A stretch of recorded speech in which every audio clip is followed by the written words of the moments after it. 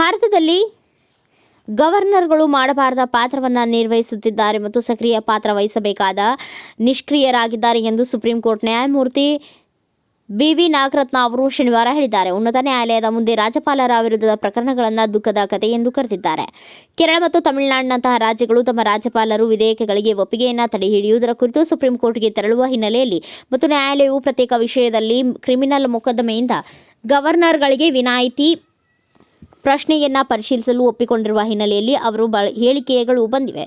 ಬೆಂಗಳೂರಿನಲ್ಲಿ ನಡೆಯುತ್ತಿರುವ NLSIU pact ಕಾನ್ಫರೆನ್ಸ್ನಲ್ಲಿ home in the nation Indian women's ಸಾಂವಿಧಾನಿಕ ಇಮ್ಯಾಜಿನರೀಸ್ ಕುರಿತು ಸಮಾರೋಪ ಭಾಷಣ ಮಾಡಿದ ನ್ಯಾಯಮೂರ್ತಿ ನಾಗರತ್ನ, ಇಂದಿನ ದಿನಗಳಲ್ಲಿ ದುರದೃಷ್ಟವಶಾತ್ ಭಾರತದಲ್ಲಿ ಕೆಲವು ರಾಜ್ಯಪಾಲರು ತಾವು ಮಾಡಬೇಕಾದ ಪಾತ್ರವನ್ನು ನಿರ್ವಹಿಸುತ್ತಿದ್ದಾರೆ. ಅವರು ಇರಬೇಕಾದ ಸ್ಥಳದಲ್ಲಿ ನಿಷ್ಕ್ರಿಯರಾಗುತ್ತಿದ್ದಾರೆ. ಸುಪ್ರೀಂ ಕೋರ್ಟ್ನಲ್ಲಿ ರಾಜ್ಯಪಾಲರ ವಿರುದ್ಧದ ಪ್ರಕರಣಗಳು ಭಾರತದಲ್ಲಿ ರಾಜ್ಯಪಾಲರ ಸಂವಿಧಾನಿಕ ಸ್ಥಾನದ ಬಗ್ಗೆ ದುಃಖದ ಕಥೆಯಾಗಿದೆ ಎಂದು ಬೇಸರ ವ್ಯಕ್ತಪಡಿಸಿದ್ದಾರೆ.